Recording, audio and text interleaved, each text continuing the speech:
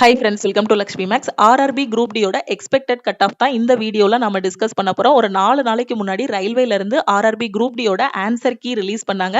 Students எல்லாருமே அவங்களோட answer key check பண்ணிட்டு ஆன்சர் கீயோட URL rank Mitra rank Guruji வெப்சைட்ல பேஸ்ட் பண்ணி அவங்களோட ரா மார்க்கும் கால்குலேட் பண்ணியிருந்தீங்க. அதில் நிறைய ஸ்டூடெண்ட் நம்ம டீமுக்கும் உங்களோட ரா மார்க் சென்ட் பண்ணியிருந்தீங்க.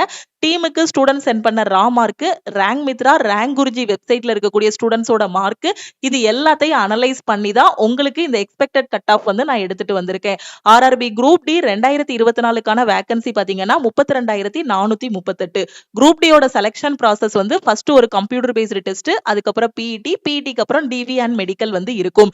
இப்போ இந்த கம்ப்யூட்டர் பேஸ்டு டெஸ்ட்ல இருந்து பிஇடிக்கு எவ்வளவு ஸ்டூடெண்ட்டை ஷார்ட் லிஸ்ட் பண்ணுவாங்க அப்படின்னு பாத்தீங்கன்னா, வந்திருக்க வேகன்சில 3 டைம்ஸ் வந்து ஷார்ட் லிஸ்ட் பண்ணுவாங்க. கிட்டத்தட்ட நமக்கு ஒரு 32,400 வேகன்சி கிட்ட இருக்கு. அப்ப இதுல 3 டைம்ஸ் பார்க்கும்போது அப்ராக்சிமேட்டா ஒரு 96,000 97,000 ஸ்டூடெண்ட் கிட்ட வந்து என்ன பண்ணுவாங்க, பிஇடிக்கு வந்து ஷார்ட் லிஸ்ட் பண்ணுவாங்க. ஓகே, சோ ஓவராலா பாத்தீங்க அப்படின்னா இதுல 95 கிட்ட ஸ்கோர் பண்ணிருக்க ஸ்டூடெண்ட் ஒரு 4 பேர் இருக்காங்க. 90 கிட்ட பாத்தீங்கன்னா ஒரு 40 ஸ்டூடெண்ட் கிட்ட, 85 அந்த ரேஞ்சில பாத்தீங்கன்னா ஒரு 500 ஸ்டூடெண்ட் கிட்ட, 80 கிட்ட பாத்தீங்கன்னா ஒரு 4,000 ஸ்டூடெண்ட், 75 மார்க்ல இருந்து 80 மார்க் வரைக்கும் பாத்தீங்கன்னா ஒரு 12,000 ஸ்டூடெண்ட் இருக்காங்க. இப்ப ஆவரேஜ் ஸ்கோர்னு பாத்தீங்கன்னா ஒரு 55ல இருந்து 65 மார்க் தான் பாத்தீங்கன்னா ஆவரேஜா நிறைய ஸ்டூடெண்ட் வந்து ஸ்கோர் பண்ணிருக்காங்க. எப்பவுமே கட் ஆஃப் பாத்தீங்க அப்படின்னா டாப்பரோட மார்க் வந்து கட் ஆஃபா இருக்காது.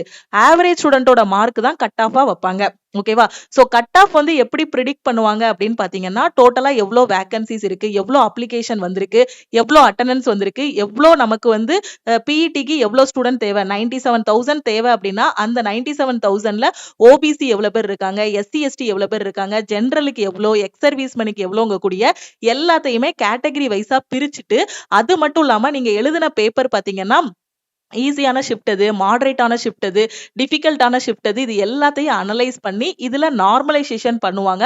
அதுவும் குரூப் டில பாத்தீங்கன்னா பெர்சன்டைல் பேஸ்டு நார்மலைசேஷன் வந்து பண்ணுவாங்க. ஏன்னா பெர்சன்டைல் பேஸ்டு நார்மலைசேஷன் பண்ணும்போது தான் ஈஸியான ஷிஃப்ட், டிஃபிகல்ட்டான ஷிஃப்ட், மாடரேட்டான ஷிஃப்ட் எல்லாருக்குமே காமனா ஒரு கட் ஆஃப் வைக்க முடியும்.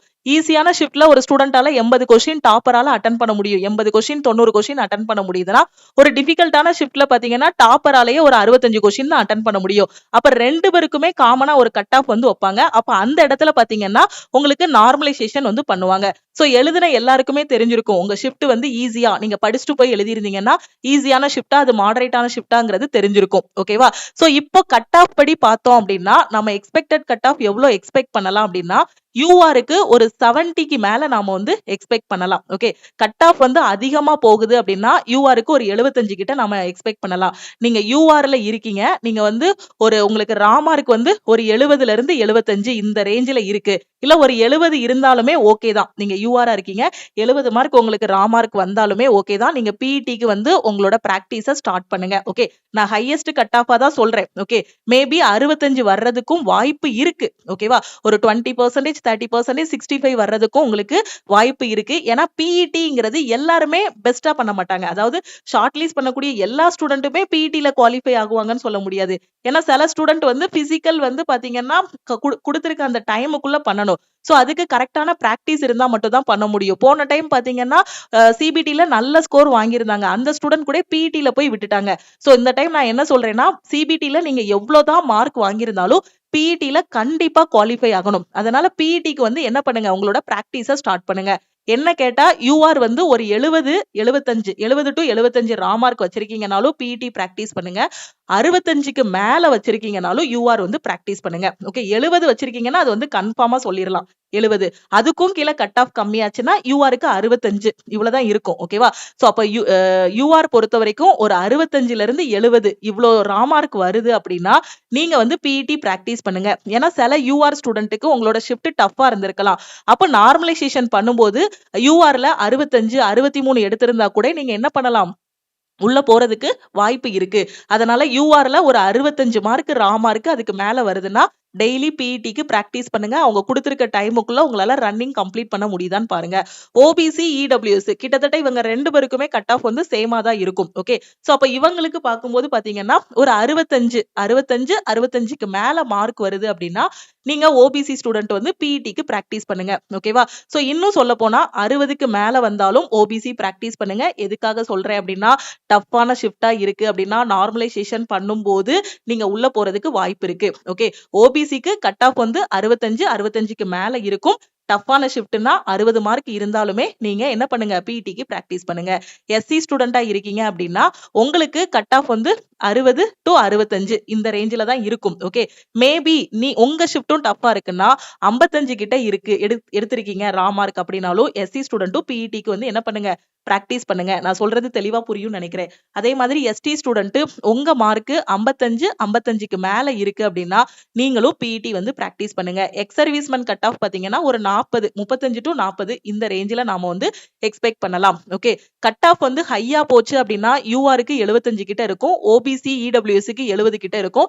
எஸ்சி ஸ்டூடெண்ட்டுக்கு 65, எஸ்டிக்கு 60 இருக்கும். அதே லோவான கட் ஆஃபா இருக்கு அப்படின்னா யூஆருக்கு 70 இருக்கும். ஓபிசிக்கு 65, எஸ்சிக்கு 60, எஸ்டிக்கு 55 வந்து நம்ம எதிர்பார்க்கலாம். சோ இது போகையும் நான் சொன்னேன் பாத்தீங்களா டஃப்பான ஷிஃப்டா இருக்கீங்க அப்படின்னா யூஆரோட ஸ்கோர் 65 வந்தாலும் ப்ரிப்பேர் பண்ணுங்க. ஓபிசி 60 வந்தாலும் ப்ரிப்பேர் பண்ணுங்க. எஸ்சி 55 வந்தாலும் ப்ரிப்பேர் பண்ணுங்க. எஸ்டி 50 மார்க் வந்தாலும் நீங்க என்ன பண்ணுங்க பிஇடிக்கு பிராக்டிஸ ஸ்டார்ட் பண்ணுங்க. ஓகேவா? ஏன்னா எல்லாராலையுமே அக்யூரேட்டா இதுதான் கட் ஆஃப்னு சொல்ல முடியாது. யாரால இதுதான் அக்யூரேட்டான கட் ஆஃப்னு சொல்ல முடியும் அப்படின்னா ரயில்வே டிபார்ட்மெண்டால மட்டும்தான் சொல்ல முடியும். சோ நடந்து முடிஞ்ச எக்ஸாம், வேகன்சி, ஸ்டூடெண்டோட ரா மார்க் இது எல்லாத்தையும் வச்சு பிரெடிக்ட் பண்ண கட் ஆஃப் இதுதான். ஓகேவா? சோ அப்போ நீங்க யூஆர்ல இருக்கீங்க அப்படின்னா ஒரு 65க்கு மேல உங்களோட ரா மார்க் வருது அப்படின்னா கண்டிப்பா பிஇடிக்கு பிராக்டிஸ் பண்ணுங்க. பிஇடிக்கு எனக்கு ரிசல்ட் வந்ததுக்கு அப்புறம் நான் உடனே பிராக்டிஸ் பண்ணிடுவேன் அப்படின்லாம் சொல்ல முடியாது. ஏன்னா பிஇடி பிராக்டிஸ் பண்றதுக்கும் ஒரு இது வேணும். ஓகேவா? சோ நம்மளோட உடல் வலிமை வந்து வேணும். ஓகேவா? சோ கரெக்டா அந்த ரன்னிங் எல்லாமே அந்த டைமுக்குள்ள முடிக்கணும். அந்த தூக்கிட்டு போற அந்த பேக் இருக்கு இல்லையா? சோ அதை எந்த இடத்துலயுமே வச்சிடக்கூடாது. அதுக்கு எல்லாமே நீங்க என்ன பண்ணிக்கணும் தயார் பண்ணிக்கணும். ஆல்ரெடி நிறைய ஸ்டூடெண்ட் பிசி எக்ஸாமுக்குலாம் படிச்சிருப்பீங்க. ஓகேவா? போலீஸ் எக்ஸாமுக்குலாம் படிச்சிருப்பீங்க. போன டைம் 2-3 ஸ்டூடெண்ட் நம்ம ஸ்டூடெண்டே பாத்தீங்கன்னா பிசி எக்ஸாம் படிச்சவங்க. சோ பாத்தீங்கன்னா அவங்க வந்து கிளியர் பண்ணாங்க. ஏன்னா அவங்க வந்து ஏற்கனவே பிசிக்கல் வந்து என்ன பண்ணிருப்பாங்க பிசி எக்ஸாம்லாம் அட்டென்ட் பண்ணவங்க பிசிக்கல் எல்லாமே சூப்பரா பண்ணிருவாங்க. ஓகேவா? சோ நீங்க இப்பதான் பிசிக்கல் ஏன்னா பிசிக்கல் வந்து எல்லாருமே இப்படிதான் பண்ணுவாங்கன்னு சொல்ல முடியாது. ஒவ்வொருத்தரோட ஹெல்த் கண்டிஷனும் ஒவ்வொரு மாதிரி இருக்கும். அதனால நீங்க ஆரம்பத்துல என்ன பண்ணிருங்க பிஇடிக்கு வந்து பிராக்டிஸ் பண்ணிருங்க. ஓகே. சோ இதுதான் எக்ஸ்பெக்டட் கட் ஆஃப். இது போகையும் நீங்க வந்து கன்ஃபியூஸ் ஆக வேண்டாம். சோ இந்த 2024 வேகன்சி பாத்தீங்கன்னா 32,400 வேகன்சி கிட்ட கொடுத்திருந்தாங்க. இந்த வருஷம் பாத்தீங்கன்னா 22,000 வேகன்சி கிட்ட தான் கொடுத்திருக்காங்க. அப்போ நாம என்ன பண்ணலாம் அப்படின்னா இந்த வருஷம் இதை விடையும் கட் ஆஃப் அதிகமா வரும். சோ இப்ப வந்திருக்க குரூப் டிக்கு அப்ளை பண்ணிருக்க ஸ்டூடெண்ட் இன்னும் சின்சியரா படிங்க. ஓகே. ஏன்னா ஒவ்வொரு டைம் வரக்கூடிய வேகன்சியோட அந்த சார்ட் எடுத்து பாத்தீங்கன்னா வேகன்சி வந்து டிக்ரீஸ் ஆயிட்டே தான் இருக்கு. இந்த வருஷம் 22,000 வந்திருக்குன்னா அடுத்த வருஷம் இதே அளவு வரும் நம்மளால எதிர்பார்க்க முடியாது. இதை விட கம்மியான வேகன்சி வரலாம். கம்மியான வேகன்சி வரும்போது கட் ஆஃப் ஹை ஆகிரும். காம்படிஷன் ஹெவி ஆகிரும். அப்படிதானே? இப்போ வந்து 10th படிச்சவங்களும் எழுதலாம், ஐடிஐ படிச்சவங்களும் எழுதலாம். அப்ப 10th படிச்சவங்க எல்லாருமே குரூப் டி எழுதலாம். அப்படிங்கும்போது குரூப் டிக்கு இன்னும் கொஞ்ச நாள்ல பாத்தீங்கன்னா அடுத்தடுத்து வரக்கூடிய நாட்கள்ல ஹெவி காம்படிஷன் இருக்கும். போன டைம் 2018ல வந்த நோட்டிபிகேஷன். ஓகே. சோ அப்ப இருந்ததுக்கும் இப்ப உள்ளதுக்கும் உள்ள இது பாத்தீங்க அப்படின்னா காம்படிஷன் வந்து அதிகமாகி இருக்கு. அப்ப இருந்த காம்படிஷனை விட இப்ப காம்படிஷன் அதிகமாயிருக்கு. சோ இப்ப ரா மார்க் பார்த்திருப்பீங்க எல்லாருமே. சோ அதுல நல்லா படிச்சுட்டு போயிருப்பீங்க. மேபி உங்களுக்கு வந்து அந்த பார்டர்ல விட்டுருப்பீங்க. சோ ஏதாவது ஒரு இதா இருந்திருக்கும். ஓகே. அதெல்லாம் ஒரி பண்ணாம நீங்க என்ன பண்ணுங்க அடுத்து போக்கஸ் பண்ணுங்க. ஓகே. இந்த ரேஞ்சில உங்களோட மார்க் இருக்கு, ரா மார்க் இருக்கு அப்படின்னா நீங்க வந்து பிராக்டிஸ் பண்ணுங்க. நான் சொன்ன மாதிரி இந்த ரேஞ்சில இருந்தாலும் நீங்க வந்து பிஇடி வந்து என்ன பண்ணுங்க பிராக்டிஸ் பண்ணுங்க. ஓகேவா? ஏன்னா இது வந்து நான் எக்ஸாக்டா சொல்ல முடியாது கட் ஆஃப் யாராலையுமே. ஆனா நம்ம எதுக்குனாலுமே என்ன இருக்கணும் ரெடியா இருக்கணும். மேபி நம்மளோட ஷிஃப்ட் வந்து டஃப்பா இருக்கும். அதனால ரா மார்க்ல வந்து நமக்கு என்ன இருக்கும் கம்மியான மார்க் வந்திருக்கும். சோ நார்மலைசேஷன் ஒண்ணு நடக்கும். அது நடந்த பிறகுதான் எல்லாரோட எதுவுமே தெளிவா தெரியும். ஏன்னா இது என்ன அப்படின்னா போன டைம் நடந்ததை நான் சொல்றேன். ஒரு ஷிஃப்ட்ல ஒரு ஸ்டூடெண்ட் வந்து 65 மார்க் வாங்கியிருந்தாங்க. அவர் உள்ள போகல. அதே இது இன்னொரு ஷிஃப்ட்ல பாத்தீங்கன்னா ஒரு 60 கிட்ட வாங்கியிருந்தாருன்னு வச்சுக்கோங்களேன். இன்னொரு ஷிஃப்ட்ல வந்து ஒரு 50 இந்த ரேஞ்சில வாங்கினவங்க உள்ள போயிட்டாங்க. ஏன்னா இது வந்து பாத்தீங்கன்னா ஈஸியான ஷிஃப்ட்டா இருந்துச்சு. 50 மார்க் வாங்குன இன்னொரு ஸ்டூடெண்டோட ஷிஃப்ட் வந்து பாத்தீங்கன்னா, டஃப்பான ஷிஃப்ட்டா இருந்துச்சு.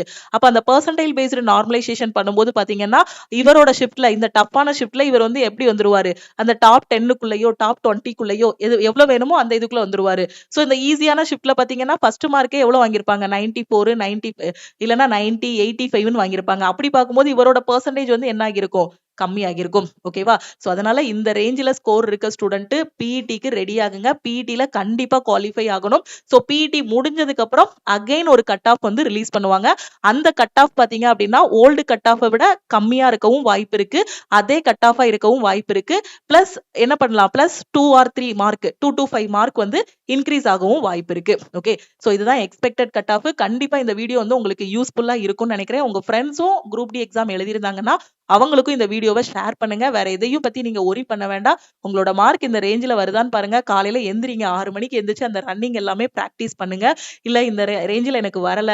இந்த டைம் நான் குரூப் டி சும்மா தான் எழுதி பார்த்தேன். வரக்கூடிய குரூப் டியை நான் சின்சியரா படிக்க போறேங்கிற ஸ்டூடெண்ட் கரெக்டா சிலபஸை கம்ப்ளீட் பண்ணுங்க. Maths, reasoning, science, current affair இதை மட்டும் நல்லா படிச்சீங்கனாலே குரூப் டி வந்து இதா செலக்ட் ஆகிரலாம் சிபிடில. ஓகேவா?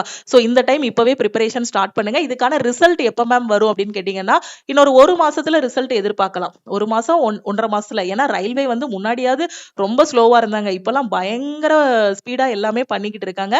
1 மாசத்துல ரிசல்ட்டை எதிர்பார்க்கலாம். ஓகேவா? 1 மாசம் இல்லைன்னா 1.5 மாசத்துக்குள்ள இதுக்கான ரிசல்ட்டை வந்து எதிர்பார்க்கலாம். ரிசல்ட் வந்த ஒரு 10 நாள்ல பிஇடி எதிர்பார்க்கலாம். ஓகேவா? அப்ப ரிசல்ட்டுக்கும் பிஇடிக்கும் இடையில 10 நாள் தான் டைம் இருக்கும். 10 நாளைக்குள்ள என்னால பிஇடிக்கு ரெடியாக முடியுமான்னு கேட்டீங்கன்னா, சில பேரால ரெடியாக முடியும், சில ஸ்டூடெண்டால முடியாது. அதனாலதான் நான் என்ன சொல்றேன், இப்ப இருக்க டைம்ல காலையில 2 மணி நேரம், சாயங்காலம் 2 மணி நேரம் பிஇடிக்கு ரெடி ஆகுங்க. ஓகேவா? சோ எப்பவுமே நம்ம போடுற எஃபர்ட் வந்து வேஸ்ட் ஆகாது. ஏன்னா ரிசல்ட் வந்ததுக்கு அப்புறம் அப்ப பதட்டப்படக்கூடாது. நான் ரிட்டன்லாம் நல்லா எழுதினேன். ஆனா பிஇடி நல்லா பண்ணல. அதனால எனக்கு போன டைம் கிடைக்கல. அப்படிங்கிற மாதிரி எல்லாம் சொல்லக்கூடாது. எல்லாமே கரெக்டா பண்ணணும். ரிட்டனும் நல்லா பண்ணணும், பிஇடியும் நல்லா பண்ணணும். டிவி போகும்போது டாக்குமெண்ட்டும் கரெக்டா கொண்டு போகணும். மெடிக்கல்லையும் கரெக்டா பண்ணோம் அப்படின்னா வேலை கிடைக்க போகுது. அவ்வளவுதான். ஓகேவா? எல்லா இடத்துலயுமே ரொம்ப இதா இருக்கணும். தெளிவா உட்கார்ந்து பொறுமையா உட்கார்ந்து உள்ள போயிடணும். ஓகேவா? சோ அதே மாதிரி இப்பதான் மேம் நான் குரூப் டிக்கு படிக்க ஆரம்பிச்சிருக்கேன். வந்திருக்க நோட்டிபிகேஷனுக்கு என்டிபிசிக்கும் அப்ளை பண்ணிருக்கேன். எங்க இருந்து படிக்கணும், எப்படி படிக்கணும்னு தெரியலங்கிற ஸ்டூடெண்ட் நம்ம லக்ஷ்மி மேக்ஸ் ஆப்ல இருக்க ஆல் இன் ஒன் கோர்ஸ்ல ஜாயின் பண்ணிக்கோங்க. கோர்ஸோட ஃபீஸ் வந்து 1999 lifetime validity. Group D, NTPC, எஸ்எஸ்சின்னு எல்லா எக்ஸாமுக்கு தேவையான கிளாஸஸ் எல்லாமே இந்த ஒரு கோர்ஸ்லயே உங்களுக்கு ப்ரொவைட் பண்ணிடுவோம். அதே மாதிரி குரூப் டி டெஸ்ட் பேட்ச், என்டிபிசியோட டெஸ்ட் பேட்ச்ல ஜாயின் பண்றதுக்கு டெஸ்ட் பேட்ச்லயும் ஜாயின் பண்ணிக்கலாம். கரண்ட் அஃபேர்ல ஜாயின் பண்றதுக்கு நீங்க கரண்ட் அஃபேருக்கான கோர்ஸ்லயும் ஜாயின் பண்ணிக்கலாம். லாஸ்ட் 8 மந்த்ஸோட கரண்ட் அஃபேர் வேணும், 6 மந்த்ஸோட கரண்ட் அஃபேர் வேணும், தமிழ் அண்ட் இங்கிலீஷ்ல கரண்ட் அஃபேர் வேணும், கரண்ட் அஃபேருக்கு டெய்லி டெஸ்ட் எடுத்து பார்க்கணுங்கிற ஸ்டூடெண்ட் சிஏ கோர்ஸ்லயும் ஜாயின் பண்ணிக்கோங்க. படிங்க. படிச்சாதான் போஸ்டிங் வாங்க முடியும். நீங்க எந்த கோர்ஸ்ல ஜாயின் பண்ணாலும் இந்த நம்பருக்கே வாட்ஸ்அப்ல மெசேஜ் பண்ணுங்க. சோ உங்களுக்கு ரொம்ப பெர்ஃபெக்ட்டா எல்லா சப்ஜெக்ட்டுமே இதுல வந்து டீச் பண்ணிருப்போம். வேற எதுவும் எக்ஸாம் பத்தி டவுட் இருந்தா இந்த நம்பருக்கே வாட்ஸ்அப்ல மெசேஜ் பண்ணுங்க. குரூப் டிக்கான செலக்ஷன் பேட்ச் வந்து இப்போ ஸ்டார்ட் பண்ணிருக்கோம். இந்த பேட்ச்ல ஜாயின் பண்ணிட்டு அடுத்த குரூப் டிக்கு படிக்கிற ஸ்டூடெண்ட் உங்களோட ப்ரிப்பரேஷனை ஸ்டார்ட் பண்ணலாம். நம்ம லக்ஷ்மி மேக்ஸோட டெலிகிராம் சேனல் அண்ட் குரூப்ல ஜாயின் பண்ணல அப்படின்னா டெலிகிராம் சேனல் அண்ட் குரூப்லயும் ஜாயின் பண்ணிக்கோங்க. இன்ஸ்டாகிராம்லயும் லக்ஷ்மி மேக்ஸை ஃபாலோ பண்ணிக்கோங்க. தேங்க்யூ.